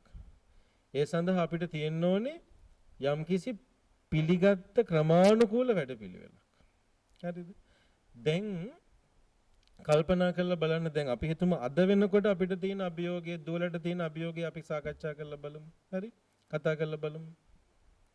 දැන් බලන්න කල්පනා කරලා අපි පුංචි කාලේ නම් ගුවන් විදුලිය විතරක්ම ගෙදර තිබිච්ච කාලේ මම දන්නේ නැහැ මට මතක නැහැ එහෙම කාලේ මේ ඉන්න ගුරු මහත්මීන්ට මතක ඇති ඊට පස්සේ අපිට මතකයි කළු සුදු ටීවී එක එනවා. ඊට පස්සේ වර්ණ රූප වාහිනිය එනවා මතකයි. හරි. දැන් එතකොට ඒ කාලේ ගෙවල් වල තිබුණ නීතියක් මේ වෙලාවේ ඉඳලා මේ වෙලාව වෙනකන් විතරයි ටීවී බලන්න දෙන්නේ. මේ වැඩසටහන් විතරයි බලන්න දෙන්නේ කියලා අපිව පාලනය කරලා තිබුණා. අපිව යම්කිසි පාලනයකට යටත් කරලා තිබුණා. ඉතින් ඒ නිසා අපිට තිබුණා එක එක ඒවා බලන්න නොලැබෙන ඒවාත් තිබුණා බලන්න පුළුවන් ඒවාත් තිබුණා. මට තාම මතකයි ওই කාලේ තමයි අපි මොනවාද දොස්තර හොඳ හිත බැලුවේ, ගලිවර්ගේ සුවසැරිය බැලුවේ, පිස්සු පූසා බැලුවේ, වලස් මාමා බැලුවේ. හරි. ඔෂීන් බැලුවේ, රොබින්සන් අන්දරය බැලුවේ. හරි. මේ අතුල රන්සිරිරාල් මහත්තයාටයි ටයිටස් තොටවත් මහත්තයාටයි පින් සිද්ධ වෙන්නේ. හරි. ඊට පස්සේ දැන් අපිට බලන්න තහනම් කලාපයකුත් තිබුණා. ඒවා තහනම් කරලා තිබුණේ. ඔය දවස්වල මට මතකයි ඔය රූපවාහිනී නාලිකාව ගියා නයිට් ටයිම් ටීවී කියලා, නයිට් රයිඩර් කියලා ඒවා බලන්න දුන්නේ නැහැ ගෙදරින්. කියන්නේ එහෙම තමයි අපිව කන්ට්‍රෝල් කළේ, පාලනය කළේ. හැබැයි ඒ පාලනය ටික ටික තාක්ෂණයත් එක්ක කරන්න බැරි වුණා. මොකද ඊට පස්සේ පරිගණකය ආවා. පරිගණකය ආවට පස්සේ පරිගණක යුගයේදී මට මතකයි ගුරුවරු කියනවා, දෙමාපියෝ කියනවා පරිගණකයේ සාලේ තියන්න, විවෘත තැනක තියන්න, පාස්වර්ඩ් එකක් දාන්න, දෙමාපියන්ට පේන විදියට පාවිච්චි කරන්න දෙන්න. එහෙම කියලා විවිධ පාලනයක් ගෙනිච්චා. දැන් පරිගණකයේ යුගයත් හිමින් සැරේ ටික ටික අඩු වෙලා ගිහිල්ලා දැන් ජංගම දුරකථනයට තාක්ෂණය ඇවිල්ලා තියෙනවා. දැන් පහුගිය කාලේ වෙනකම්ම තිබිච්ච නීතිය තමයි ජංගම දුරකථනයක්, විශේෂයෙන් ස්මාර්ට්ෆෝන් එකක්, සුහුරු ජංගම දුරකථනයක් අරන් දෙන්න එපා කියන එක. හරිද? අපිත් ඇත්තටම මේ කතා කරන මමත් අපේ දහම් පාසලේ තදින්ම ওই නීතිය ක්‍රියාත්මක කළා. මේ ස්මාර්ට්ෆෝන් එකක් නම් මොන හේතුවටවත් අරන් දෙන්න එපා කියලා. මේගොල්ලෝ කියලා කොරෝනා හදාගත්තද දන්නේ. දැන් ඒකට බලපත්‍රයක් හම්බෙලා තියෙනවා. හරිද? දැන් ගෙවල් වල ඉන්න ළමයි උඩ පැන කියන ඕකනේ අපි කිව්වේ අපිට ස්මාර්ට්ෆෝන් එකක් ඕනේ කියලා. දැන් අරන් දෙන්න අපිට එකක් ඔන්ලයින් ඉගෙන ගන්න ඕනේ කියලා කියනවා. දැන් කරන්න දෙයක් නැහැ. දැන් මොකද කරන්න පුළුවන්? අද දවසේ යථාර්ථයට මුහුණ දෙන්න තියෙන හොඳම ක්‍රමය තමයි දුවලා තේරුම් ගන්න ඕනේ දුවලට තියෙන අභියෝගය. තේරුම් අරගෙන වෙන කවුරුවත් නෙමෙයි ඔබව පාලනය කරන්න, ඔබේ පාලනය ඔබේ ඇතුලේ තියාගන්න පුළුවන්. හරි? ඔබට පුළුවන් වෙන්න ඕනේ ඔබේ හිත দমনය කරගන්න. ඔබට පුළුවන් වෙන්න ඕනේ ඔබේ හිත පාලනය කරගන්න. එතෙන්ට එන්න ඕනේ. එහෙම නැත්නම් මෙතනින් එහාට කොහොමත් මේ ලෝකේ යන විදිහට අපිට පේනවා. එහෙම අපිට සීමා දාලා, වැටකඩලු දාලා, පාස්වර්ඩ් දාලා නතර කරන්න පුළුවන් තැනක නෙමෙයි ලෝකෙදී. දැන් මේ ඉස්සරහට යන ක්‍රමෙත් එක්ක එහෙම කරන්න බෑ. එතකොට අනිවාර්යයෙන්ම දුවලට පුළුවන් වෙන්න ඕනේ. ඔන්න පණිවිඩය මොකද්ද? ඔබේ හිත පාලනය කරගන්න ඔබට පුළුවන් වෙනවා. බලන්න හොඳට කල්පනා කරලා අපි අන්තර්ජාලයට ගියාම YouTube එකට ගියාම මොකද වෙන්නේ කියලා ඕගොල්ලෝ දන්නවා මම මේ කියන දේ මොකද්ද කියලා. අපි හිතමු පොත අපි ළඟ තියෙනවා. අපි මොකක් හරි හොඳ දෙයක් බලන්න තමයි යන්නේ. අන්තර්ජාලයේ සහ ඒ තියෙන ඇප්ස් වල ස්වභාවය කොහොමද? එකක් බල ඉන්නකොට තව ගොඩාක් පැත්තකින් අපි කැමති ඒවා පෙන්නනවා. දිගට පෙන්නනවා. එතන අපේ හිත කියනවා අරකට පොඩ්ඩක් බලලා යන්න විනාඩි 2යිනේ. ඔන්න ඊළඟ ඒක බලනවා. හරි? ඒක බලන්න ගියාම තව ටිකක් ඒව හොගාලා යටින් පෙන්නනවා. මෙලෝ රහක් නැති, මෙලෝ වැඩකට නැති මේ නිකම් ප්‍රලාප ටිකක් පෙන්නනවා. එතකොට හිත කියනවා ඕකත් බලපෙකේ මේකත් බලන්න. ඒකත් බලනවා. ඊළඟට හිත කියන්නේත් නැහැ බලන්න කියලා. ඊළඟට බලාගෙන යනවා. පටන් ගත්ත එක කොහෙවත් බලන එක වෙලා නැද්ද? ඕන තරම් යනවා. කාලේ කොච්චර යනවද අපි? හරි කාලේ කොච්චර යනවද? බලන්න අපිව වෙනස් වෙන විදිහ. හරි? අද ඔයත් ගිහිල්ලා බලන්න, දුවලා ගිහිල්ලා බලන්න සිංගප්පූරුවේ හරි කොහේ හරි රටක ගිය දවසක නැත්නම් ගිය කෙනකින් අහලා බලන්න. හරි? මිනිස්සු මිනිස්සෙගේ මුණ දිහා බලන්නේ නැහැ. පාරේ යනවා මිනිස්සු මෙහෙම ෆෝන් එක දිහා බලාගෙන හේ ඇවිදගෙන යනවා. දුම්රිය ස්ථානයේ ඉන්න ඔහේ ෆෝන් එක දිහා බලාගෙන යනවා. අපේ තාම එහෙම වෙලා නැහැ. අපි ළඟ ඉන්න මනුස්සයත් එක්ක hina වෙනවා. බස් වලට එකට ආපු කෙනත් එක්ක hina වෙනවා. බස් එකේ සීට් එකේ අපිත් එක්ක වාඩි වෙන කෙනාට hina වෙනවා. ඔළුව පාත් කරනවා. අපි ළඟ ඒක තාම තියෙනවා. මානව සම්බන්ධතා. නමුත් ඔක ගිලිහෙන්න වැඩි කාලයක් නැහැ. ඉක්මනට ගිලිහෙනවා. ඒ නිසා හොඳට මතක තියාගන්න මේ වයසේදී හිත দমনය කරගත්තොත් ගොඩාක් දුර ගමනක් යන්න පුළුවන්. හරි. පුතේ මේ ලෝකේ දිනලා තියෙන හැම මිනිස්සයම දිනලා තින්නේ. මං කියන්නේ බුදුහාමුදුරුවෝ විතරක් නෙමෙයි රහතන් වහන්සේලා විතරක් නෙමෙයි. උපාසක උපාසිකා විතරක් නෙමෙයි. ලෞකික ශාස්ත්‍රයේ මේ ලෝකේ ජයගත්ත හැම මිනිස්සෙක්ම ලෞකික ශාස්ත්‍රය දාගෙන තින්නේ හිතට ඕන විදිහට තමන් වැඩ කළා නෙමෙයි තමන්ට ඕන විදිහට හිත দমনය කරලා පාලනය කරලා. කල්පනා කරලා බලන්න ඔය මහා විස්කම් කරන මිනිස්සු. ඒගොල්ලන්ට ওই දේවල් ටික කරන්න බෑ තමන්ගේ හිත පාලනය කරගත්තේ නැත්නම් අර අන්තර්ජාලයට ගිහිල්ලා බලන්න මට අද ටිකක් වෙලා තිබුණේ නැත්නම් මං හොයාගෙන නම අරන් එනවා ඔයගොල්ලෝ දැකලා ඇති අර මේසයක් උඩ තියලා අනිත් අයට මේ උත්ප්‍රේරණ වැඩසටහන් කරන තරුණයෙක් ඉන්නවා කකුල් දෙකම නැති අත් දෙකම නැති දැකලා තියෙනවනේ කකුල් දෙකම නැහැ මෙන්න මෙච්චර පොඩි අණ්ඩක් තියෙන්නේ අත් දෙකක් නැහැ මෙච්චර පොඩි අණ්ඩක් කඳ කෑල්ල විතරයි එයාව මේසේ උඩින් ගෙනල්ලා තිබ්බහම ඉතාලම ලස්සනට කතා කරනවා ඒ මිනිස්සයා හිටියනම් මට අත් දෙකක් නැහැ කකුල් දෙකක් නැහැ අයියෝ මම වගේ කාලකන්ණියෙක් කියලා. ඒ මිනිස්සයා හැමදාම ඇඳට වෙලා ඉන්න වෙනවා. අද ඊටාම ලස්සන තරුණියක් විවාහ කරගෙන දරුවොත් ඉන්නවා. හරි. තමන්ගේ හිතේ ශක්තිය, තමන්ගේ හිතේ පාලනය තමන්ගේ ඇතුලේ තියාගත්තාම තමන්ට ගොඩාක් දුර යන්න පුළුවන්. ලොකු දුරක් යන්න පුළුවන්. සහ අවධානය. මතක තියාගන්න පුතේ තාරකා විද්‍යාඥයෝ වෙන්නෙත් මිනිස්සු. මොළ බද්ධ කරලා නෙමෙයිනේ උපදිනේ එනකොට මොළේ තමයි දියුණු කරලා හදලා ගන්නෙ. හරි. ඇරිස්ටෝටල් කියලා කියන්නේත් මිනිස්සෙක්. අයිසෙක් නිව්ටන් කියලා කියන්නේත් මිනිස්සෙක්. ගැලීලියෝ ගැලීලි කියලා කියන්නේත් මිනිස්සෙක්. මිනිස්සෙක් තමයි ඔය ඇත්තෝ අපි වගේම මිනිස්සයෝ. බුදුරජාණන් වහන්සේ කියලා කියන්නේත් මිනිස්සෙක්. රහතන් වහන්සේලා කියන්නේත් මිනිස්සයෝ. අපි හැමෝම උපදිනකොට සමාන මිනිස්සු. සංසාරයෙන් කියන යම්කිසි සංසාරික හැකියාවක් තියෙන්න පුළුවන්. හැබැයි සියල්ල සංසාරයෙන් අරන් එනවා නෙමෙයි.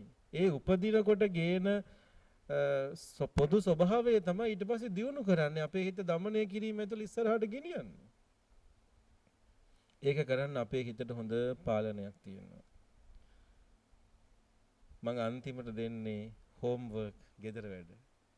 මොකද්ද? දුවේ අපිට පුළුවන් නම් දවසකට විනාඩි 10ක් වෙන් කරලා අපේ හිත මේ මොහොතේ අවධානයට අරගන්න. අපේ පාලනයට ගන්න. මේක දවසකට විනාඩි 10 ගානේ පුරුදු කරන්න අඩුම තරමේ.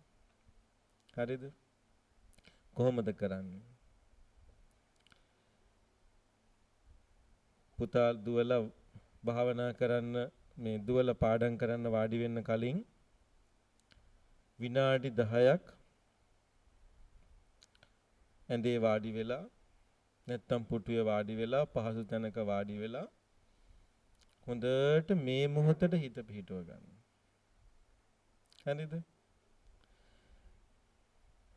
අර දුරකථනය සහ ඔබ සතුවේ තියෙන ඔබේ අවධානය බිඳින අනිත් දේවල් ඔක්කොම නිවලා දාන්න.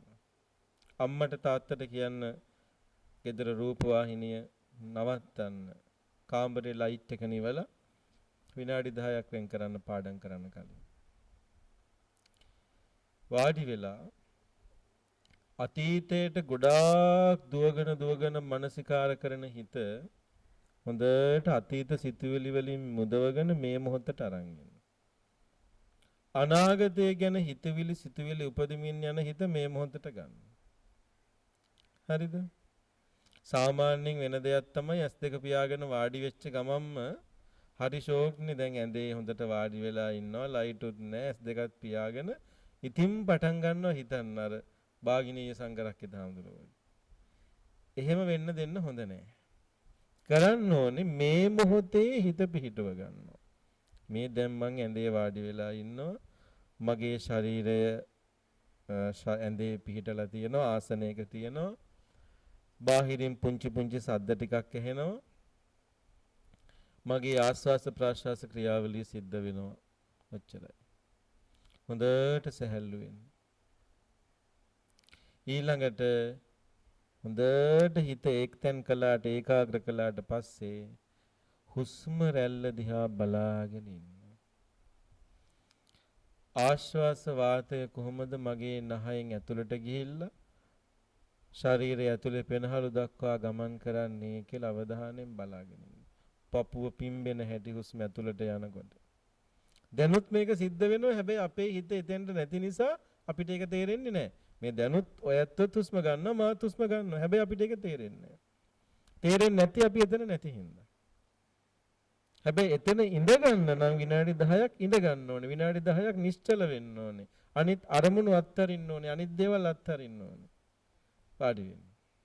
S2 පියාගන්න. කන් දෙකේට ඇහෙන්න තියෙන ශබ්ද ප්‍රමාණය අඩු කරගන්න. කාමරේ දොර පුළුවන් නම් අම්මගෙන් අවසර අරගෙන වහගන්න මේ වෙලාවට. වෙන අරමුණු අඩු කරගෙන විනාඩි 10ක් වාඩි වෙලා මේ මොහොතට හිත අරගෙන හොඳට ආශ්වාස වාතය ප්‍රාශ්වාස වාතය ගැන හිතන්න. ටිකක් වෙලා යනකොට දුවලටම තේරෙයි හොඳට හුස්ම සංසුන් වෙලා සියුම් වෙලා සාන්ත වෙලා යනවා. හුස්ම සංසුන් වෙනකොට හුස්ම ගන්න වේගය සංසුන් වෙනකොට හුස්ම රැල්ල සංසුන් වෙනකොට දන්නේම නැතුව අපේ හිතත් සංසුන් වෙන්න පටන් ගන්නවා. හුස්මත් එක්ක සංසුන් වෙනවා. විනාඩි 10යි. හරි. මෑත කාලේ වැඩ හිටපු ත්‍රිපිටකයේ කටපාඩම් මහා ස්වාමීන් වහන්සේලා අතර විශේෂම ස්වාමීන් වහන්සේ තමයි නාවවිනි අරිය ධම්ම මහා ස්වාමීන්ද්‍රයන් වහන්සේ. උන්වහන්සේ අපවත් වී වදාලා අවුරුදු කිහිපයකට කලින්. උන්වහන්සේගෙන් එක වෙලාවකදී අහනවා කොහොමද මෙච්චර ස්මරණ ශක්තියක් තියෙන්නේ කියලා. මම දන්නේ උන්වහන්සේ බලංගොඩ ආනන්ද මෛත්‍රී මහානායක හඳුරන්ට පස්සේ උන්වහන්සේව තමයි අපි දැක්කේ ත්‍රිපිටකයේ සූත්‍ර කටපාඩමින් එක දිගට කියාගෙන යන S2 පියාගෙන උන්වහන්සේට ගඟ ගලන්නා වගේ වතුර ගලන්නා වගේ කියාගෙන යන්න පුළුවන්. උන්වහන්සේ දුන්නේ වෙන කිසිම උත්තරයක් නෙමෙයි. මං කුඩා කාලේ ඉඳලා ආනාපාන සති භාවනාව කළා. හොඳට මතක හිටිනවා. හොඳට සිත පිහිටවනවා. හොඳට හිත පාලනය වෙනවා. මම පුංචි පොතක් ඔබට ගෙනාව මම විදුහල්පතිතුමියට මේක දෙන්නම්. අජාන් බ්‍රහ්මවංශෝ ස්වාමීන් වහන්සේ ලියනවා උන්වහන්සේ සමග විනාඩි 10ක් භාවනා කරන්න අත්පොතක්. මගේ ළඟ එකයි තිබුණේ මම ඒක විදුහල්පතිතුමියට බාර දෙන්නම්. කැමති කෙනෙක් මේ පොත හොයාගෙන පුළුවන් නම් අරගන්න බොහොම අඩු මිලකට තියෙන්නේ. මේකේ පියවරෙන් පියවර තියෙනවා කොහොමද විනාඩි 10ක පුංචි භාවනාවක් කරන්නේ කියලා. ඒ නිසා දුවලා හොඳට මතක තියාගන්න. දැම්ම ඉඳලා පුංචි භාවනාවක් හැමදාම හැන්දෑවට. එහෙම නැත්නම් රැට. එහෙම නැත්නම් උදේ පාන්දර දවස පටන් ගන්න කලින් කරන්න. ඔබේ පාලනය ඔබේ තුල තියාගන්න. හිත විසින් ඔබව පාලනය කරනවා නෙමෙයි ඔබ විසින් හිත පාලනය කරන කෙනෙක් වෙන්න. ඔබට ගොඩාක් දුර ගමනක් යන්න පුළුවන්. අර ටින්ටින් වයස තමයි ලස්සනම වයස. දුර ගමනක් පටන් ගන්න. හරි? ඒක වයසට ගිහිල්ලා පටන් ගන්න බෑ. ඒක ඔය වයසේ තමයි පටන් ගන්න ඕනේ. ඒ වයසේ හිත පාලනය කරගත්තොත් ඔබේ ගමන කොහෙන් නවතීද කියලා කාටවත් හිතා ගන්න බෑ. ඒ තරම් ඔබට විචිත්‍ර, ඊටාම සුන්දර, ඊටාම ලස්සන ගමනක් යන්න පුළුවන්. ඒ සඳහා ශාන්ත පාවුලු දියණියන්ට යෝධ බල, යෝධ ශක්තිය ලැබේවා කියලා හෘදයාංගමව ආදරයෙන් ප්‍රාර්ථනා කරනවා.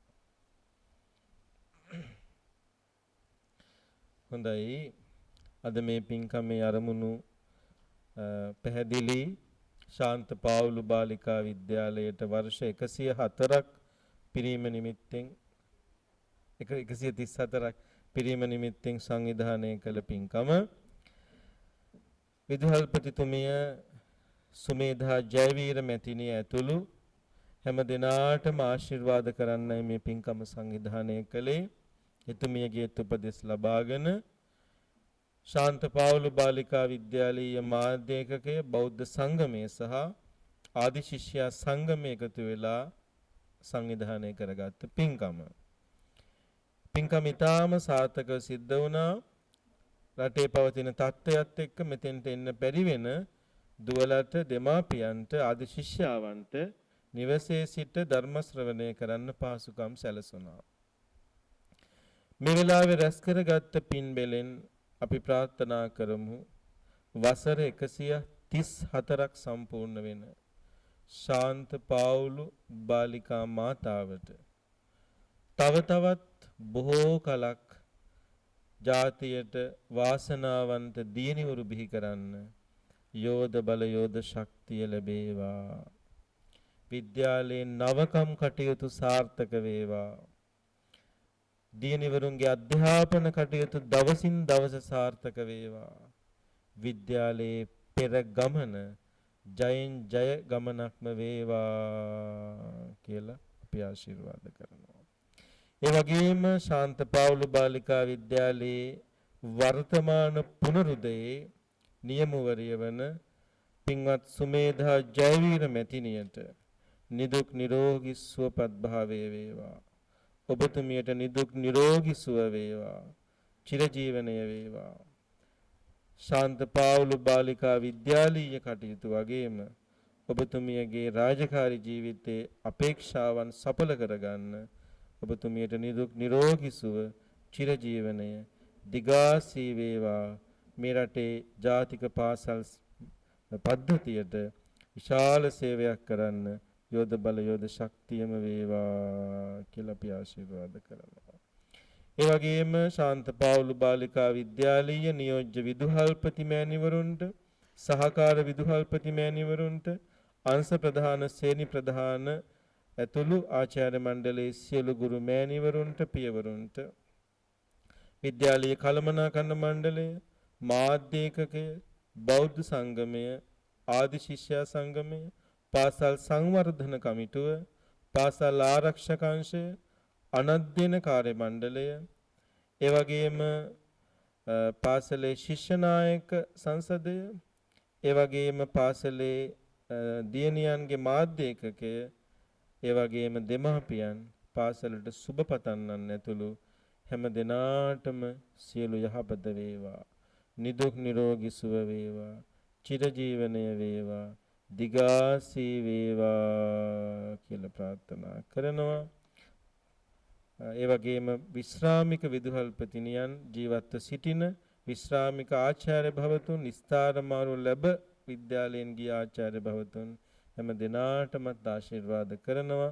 මේ අනාරක්ෂිත අවස්ථාවේ ආරක්ෂිතව පසු වෙන්න.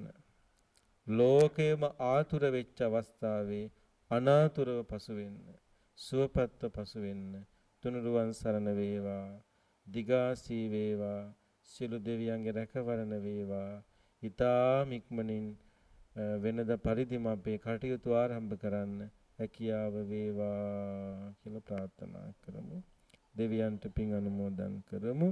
එත්තාවතාච අම්හෙහි සම්බතං පුඤ්ඤ සම්පදං සබ්බේ දේවා අනුමෝදන්තු සබ්බ සම්පatti සිද්ධියා.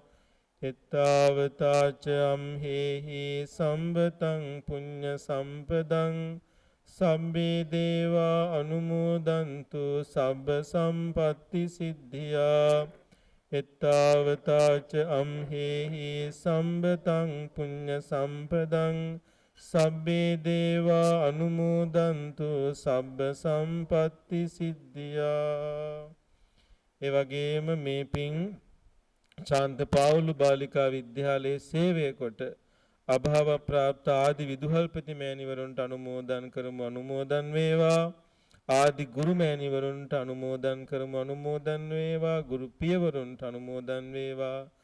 අනධ්‍යයන කාර්ය මණ්ඩලයේ මිය පරලොව ගිය සමාජික භවතුන්ට විද්‍යාලයේ නමින් මිය ගිය ආදි ශිෂ්‍යාවන්ට දියණියන්ට මේ පින් අමා මහ නිවන් සුව පිණිස වේවා කියලා. ඉදම්මේ ඥාතිනං හෝතු සුඛිතා හුන්තු ඥාතයෝ. ඉදම්මේ ඥාතිනං හෝතු සුඛිතා හුන්තු ඥාතයෝ. ඉදම්මේ ඥාතිනං හෝතු සුඛිතා හුන්තු ඥාතයෝ. හැම දිනාටම සංසාර දුක් නිමා කොට ලබන අමා මහ නිවන් සුව පිණිස මේ පින් උපකාර වේවා කියලා ප්‍රාර්ථනා කරමු. නිවන් දකිනාතුරු අපිට බෝසත් සත්පුරුෂ කල්යාණ මිත්‍රාශ්‍රයම ලැබේවා ලැබේවා.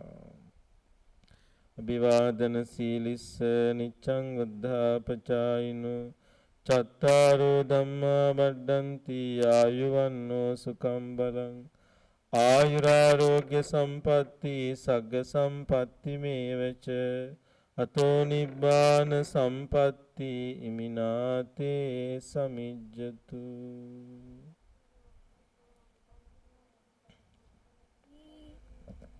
සීලවන්තං ගුණවන්තං පුඤ්ඤක් කෙත්තං අනුත්තරං දුල්ලභේන මයාලද්දං පස්සිතුං වන්දී තුන්වරං සාරිපුත්තාදී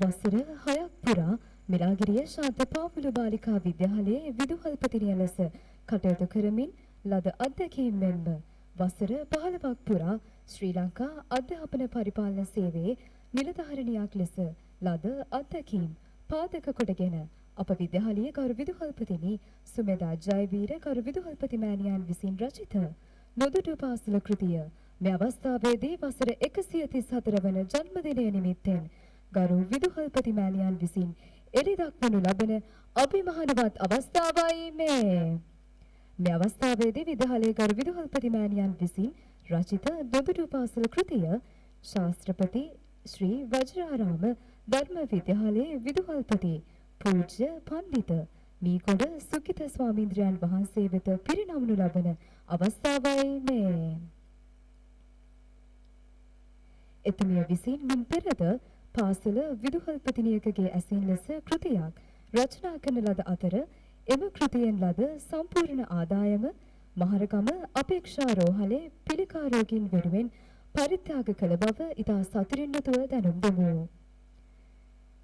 අප විද්‍යාලයේ ගරු විදුහල්පතිනියන් විසින් රචිත නොදුටු පාසල කෘතිය හෙට ලොවදින තාරුණ්‍යයේ මග හෙළි කරන නායකත්වය ශ්‍රී ලංකා ප්‍රජාතාන්ත්‍රික සමාජවාදී ජනරජයේ තරුණ හා ක්‍රීඩා අමාත්‍ය ගරු නෝමල් රාජපක්ෂ මැතිතුන් වෙත පිළිගැන්වීම 2021 පළමුවන මාස 11 වන දින සිදු කරන ලදී.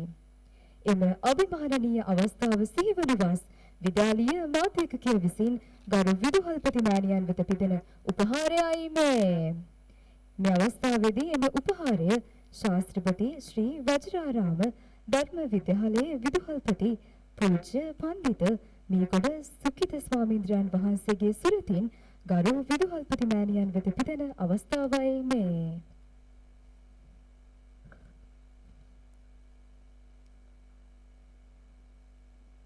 මිලාගිරිය ශාන්ත පාවුල බාලිකා විද්‍යාලයේ ගරු විදුහල්පතිනි සුමෙදා ජයවීර ගරු විදුහල්පති මෑණියන් විසින් 2020 වර්ෂයේදී අධ්‍යාපන නායකත්ව සම්මානය එනම් Education Leadership Award 2020 සම්මානයෙන් පිදුම් ලැබිය. එතුමිය මෙම සම්මානය හිමි කරගන්නා දෙවන අවස්ථාව මෙයයි. එම අභිමානනීය අවස්ථාව සිහිවනුවස් විද්‍යාලීය මාධ්‍යකය විසින් ගරු විදුහල්පති මෑණියන් වෙත පිදෙන උපහාරයයි ඔබ එය දුටුවේ.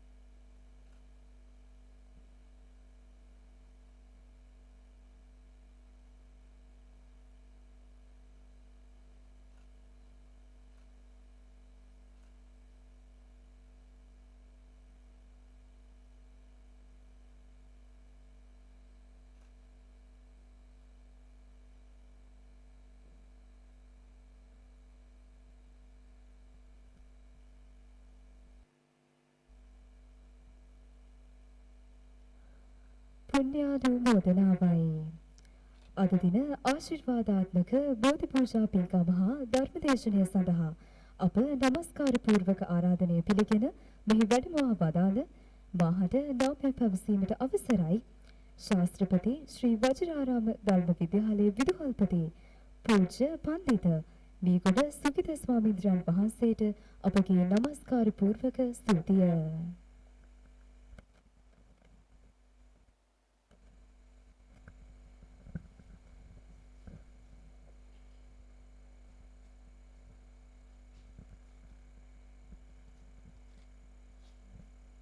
සුපටිපන්නෝ භගවතෝ සාවක සංඝෝ උජුපටිපන්නෝ භගවතෝ සාවක සංඝෝ ඥායපටිපන්නෝ භගවතෝ සාවක සංඝෝ සාමීචි පටිපන්නෝ භගවතෝ සාවක සංඝෝ යදිදං චත්තාරි පුරිස යුගානි අට්ඨ පුරිස පුග්ගලා ඒස භගවතෝ සාවක සංඝෝ ආහුනෙය්‍යෝ පාහුනෙය්‍යෝ දක්ඛිනෙය්‍යෝ අංජලි කරණීයෝ අනුත්තරං පුඤ්ඤක්කෙත්තං ලෝකස්සාති.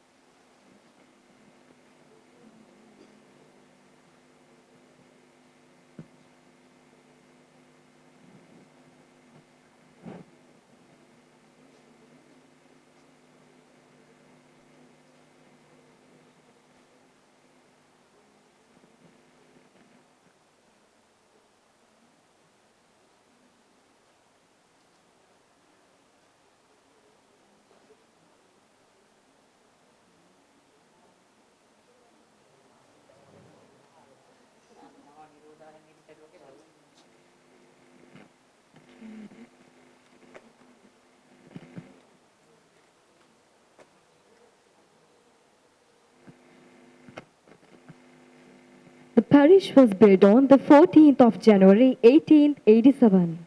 Then this glorious land started her journey with only 24 students and 4 teachers.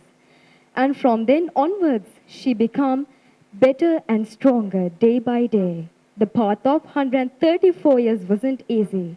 It was hard to the truth, through depth of it. This is the remarkable moment of cutting the cake by the Madam Principal. Mrs. Sumedha Jayavira, presented by the Past Pupil Association, celebrating the achievement.